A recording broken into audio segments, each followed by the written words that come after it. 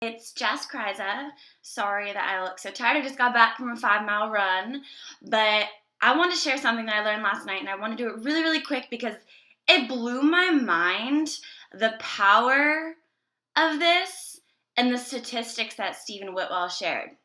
So you know how in the business you always hear like a broken record that the fortune is in the follow-up, and you hear stories all the time about people like Crystal Thurber, who said no to advocare for 7 years, or Don Funk, who said no to advocare for over a year. Most people do not say yes to advocare on the first time.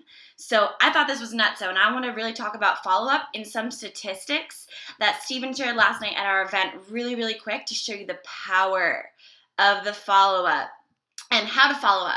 So these are the statistics that he shared overall with regards to just following up in, I want to say, any quote-unquote sales type of business, even though I don't believe we're in sales, but great statistics. So he shared 40% of salespeople, we're not salespeople, but 40% of people who are in sales, I hate that word, I never use it, never follow up with a prospect. That's almost half the people you're talking to, you're not talking to more than once.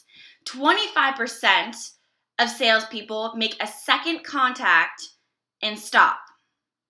12% of salespeople only make 3 contacts and stop.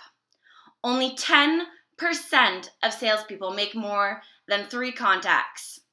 So now let's go to the reverse side of things. 2% of sales are made on the first contact. 2%. 3% of sales are made on the second contact. 5% of sales are made on the third contact. 10% of sales are made on the fourth contact.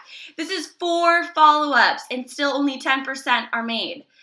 80% of sales are made on the 5th to 12th contacts. So with that being said, that opened my mind up to an entire different ball game last night, because think about all of the people you've talked to only once, only twice, only 3 times, only 4 times, only 5 times. There's a difference between following up and pestering and believing in someone and painting vision to someone. And I just thought that was so crazy, and I had to share it. So I guess my challenge to you guys today is go back to your list from the beginning. I know that there's so many people. I could probably think of, over 100 people that I have not talked to more than once. That's nuts, because we all know that it takes one person to change this entire business. So who are you following up with today? And one other training tip when you're following up with someone that Stephen shared last night is, I'm going to look at my notes here, is every single time that you're following up with someone, have something new to share with them. Don't follow up and say the same thing every single month. They're going to be like, you told me that last month. Have a reason to follow up with them. So pursue, not pester. So something along the lines of, we just got back from success school. So maybe you heard a story that really, right away, you were like, oh my God, that reminds me so much of my friend so-and-so. So maybe reach back out and say, hey, I know we talked a month ago. I just got back from our 2-day national convention, and this young guy got up on stage. And you know what, Derek? I swear, when I heard him talk, it reminded me so much of you and your family and what he had. And I could not reach out to you again, because once I heard that story, I just pictured you, Derek. So just paint vision. Have a reason to follow up. I use stories left and right nonstop, and it's so true.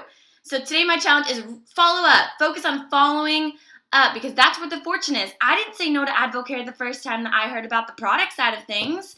So think about that. Follow up today. I know so many people that I'm reaching out to, or a lot of people that I talked to in my first couple months where I was just dumping the truck. So I'm reaching back out and apologizing, because I had no clue what I was doing. And I've learned so much and grown so much since those first 3 months. And I owe it to them. Shame on me if I don't reach out again and share with them what the real message of advocare is about. Hope you guys have a great day, and I hope that helped and those statistics blew your mind like it did mine. And as Stephen Whitwell always says, focus on winning today. Who can you talk to today?